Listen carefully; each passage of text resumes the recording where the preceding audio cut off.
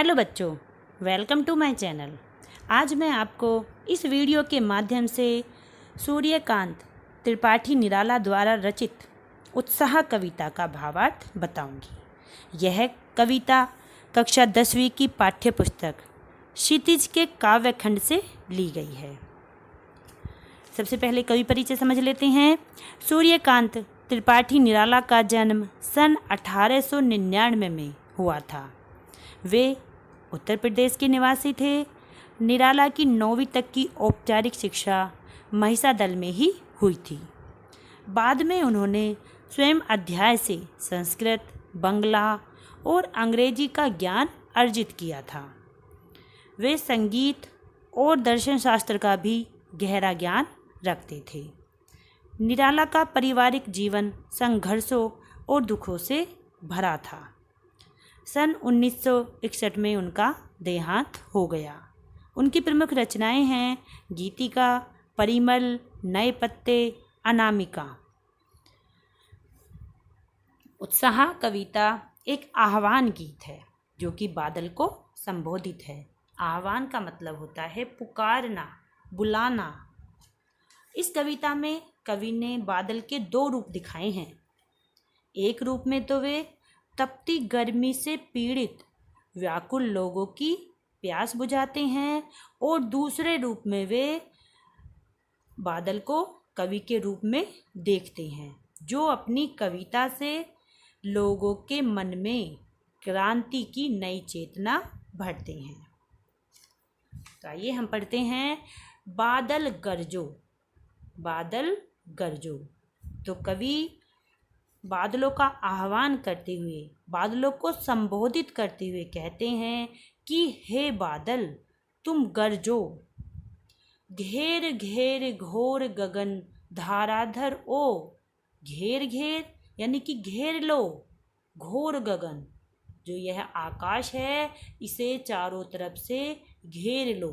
धाराधर ओ, धारा को धारण करने वाले अर्थात बादल। हे बादल तुम इस आकाश को चारों तरफ से घेर लो। घेर घेर में बेटा हमारा जो अलंकार आया है पुनरुक्ति प्रकाश अलंकार भी है और अनुप्रास अलंकार भी आया है।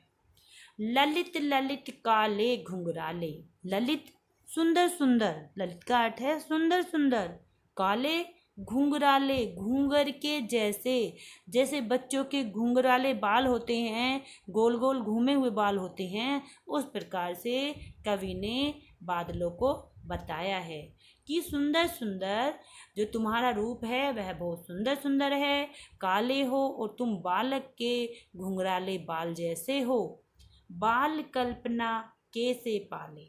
बाल कल्पना यानी कि बालक की कल्पना कैसे के जैसे, पाले पले बड़े हो। तुम बालक की कल्पना के जैसे अनघड़ हो, पले बड़े हो। जिस प्रकार से बालक की कल्पना बदलती रहती है उसी प्रकार से तुम भी अपना आकार बदलते रहते हो। बाल कल्पना कैसे पाले में बेटा मानवीयकरण उपमा अलंकार आया है और बालक के जैसा उन्हें बताया है बादलों को, तो यहाँ पर मानवीयकरण अलंकार भी आया है।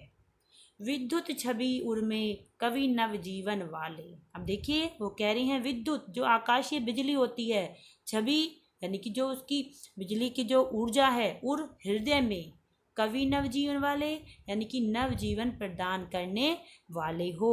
तो वो कह रहे हैं कि तुम्हारे हृदय में बिजली रहती है, तुम्हारे हृदय में बिजली रहती है और तुम नया जीवन भी प्रदान करने वाले हो। तो यहाँ पर 2 रूप बताए हैं कि वज्र छिपा नूतन कविता फिर भर दो। तो कवि यहाँ पर बादलों के 2 रूप दिखाते हैं। एक तो वो कहते हैं कि तुमने अपने हृदय में बिजली छिपा रखी है, अर्थात तुम में विनाश की शक्ति विद्यमान है, तुम इस पृथ्वी का विनाश भी कर सकते हो। जबकि दूसरी ओर नवजीवन वाले, जबकि दूसरी ओर तुम नया जीवन देने वाले हो।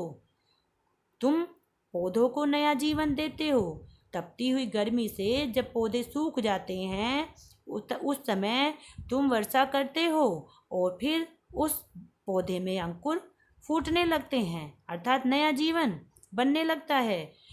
वज्र छिपा नूतन कविता फिर भर दो।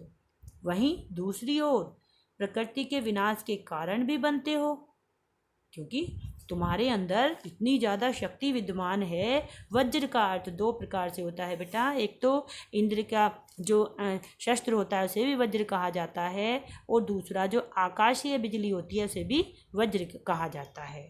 तो वो कह रहे हैं कि तुमने अपने अंदर वज्र जैसी शक्ति छिपा रखी है। इससे इस शक्ति से तुम नई कविता का निर्माण करो। बादल गरजो। फिर से कवि उनका आह्वान करते हैं कि हे बादल तुम गरजो। विकल विकल उन्मुन थे उन्मुन। विकल का अर्थ होता है बेचैन। इस तपती हुई गर्मी से मनुष्य बेचैन है, बिल्कुल व्याकुल है। उन्मुन थे उन्मुन। उन्मन का अर्थ होता है कहीं मन नहीं लगता है, अनमने से हैं बिल्कुल। विश्व यानी कि संसार के निदाग गर्मी से सकल सारे जन लोग। तो कह रहे हैं कि पूरी पृथ्वी के लोग गर्मी से इतने व्याकुल हैं कि उनका मन कहीं भी नहीं लग रहा है, और वह उदास हैं, अनमने से हैं। वे सोच रहे हैं कि इस गर्मी से वो कैसे राहत पाएं। आए अज्ञात दिशा से अनंत के घन। तभी तुम अज्ञात दिशा से आए, अनंत यानी कि जिसका कोई अंत ही ना हो, सीमाहीन।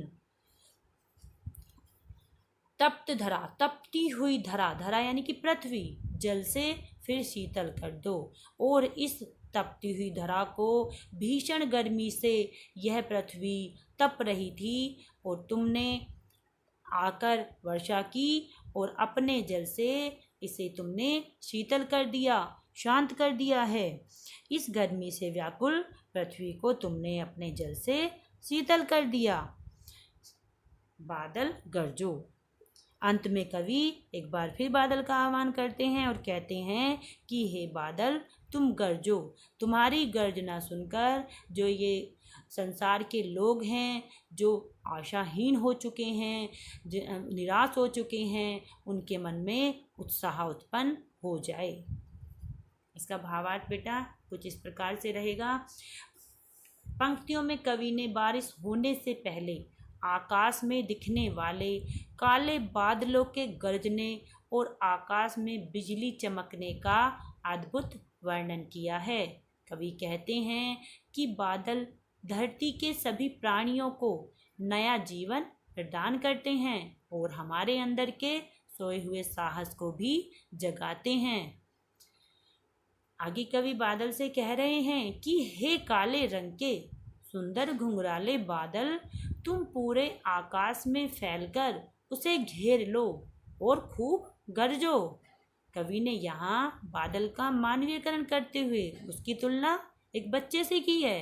बाल कल्पना कैसे पाले और घुंघराले बाल बताए हैं बादलों के, तो यहाँ पर उन्होंने जो है कवि ने तुलना की है एक बच्चे से जो गोल मटोल होता है और जिसके सिर पर घुंघराले एवं काले बाल होते हैं, जो कवि को बहुत प्यारे और सुंदर लगते हैं।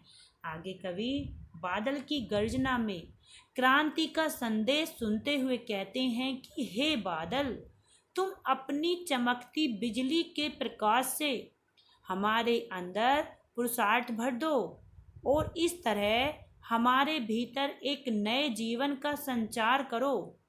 बादल में वर्षा की सहायता से धरती पर नया जीवन उत्पन्न करने की शक्ति होती है। इसलिए कवि बादल को एक कवि की संज्ञा देते हुए उसे एक नई कविता की रचना करने को कहते हैं। कवि कहते हैं कि भीषण गर्मी के कारण दुनिया के सभी लोग व्याकुल हैं। वे अत्यंत अनमने से दिखाई दे रहे हैं। वह कहाँ जाएं जिससे इस तपती गर्मी से उन्हें राहत मिले। परंतु तभी किसी अज्ञात दिशा से घने काले बादल पूरे आकाश को ढक लेते हैं और फिर घनघोर वर्षा कर गर्मी से तड़पती धरती की प्यास बुझाकर उसे शीतल एवं शांत कर देते हैं।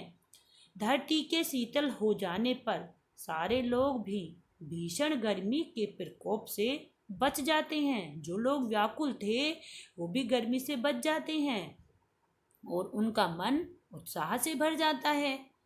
अभिप्राय यह है कि धरती के सूख जाने के उपरांत भी जब वर्षा होती है तो उसमें नए पौधे उगने लगते हैं। उसी तरह हमें भी किसी कठिन परिस्थिति से हार कर अपने अंदर के पुरुषार्थ एवं जीवन जीने की आशा को कभी मरने नहीं देना चाहिए। हमें उत्साह से जीवन जीने की कोशिश करनी चाहिए। यहाँ पर कवि ने जो निराश लोग हैं उनके अंदर जोश भरने की बात कही है। यह कविता युवा पीढ़ी को भी संबोधित है, क्योंकि कवि नई पीढ़ी में उत्साह जगाना चाहते हैं, समाज में एक नया बदलाव लाना चाहते हैं, जिसके लिए युवा पीढ़ी में उत्साह का होना बहुत आवश्यक है। और इस कविता में बादल के माध्यम से ही नई युवा पीढ़ी का भी आह्वान किया गया है, उन्हें भी संबोधित किया गया है, जिससे कि उनके अंदर जोश, ऊर्जा, उत्साह भरपूर मात्रा में हो, क्योंकि इसके बिना समाज में जो व्याप्त बुराइयां हैं, भ्रष्टाचार है, उसका अंत नहीं हो सकता। तो बेटा इसका जो काव्यगत सौंदर्य है वह सबसे पहले हमारा आता है भाषा। तो जो भाषा है बेटा इसमें वह है सुधक्कड़ी, खड़ी बोली है और संस्कृत के तत्सम शब्दों का भी प्रयोग किया गया है। इसमें बहुत से तत्सम शब्द आए हैं, जैसे विद्युत, विकल्प, निदाग, अज्ञात आदि।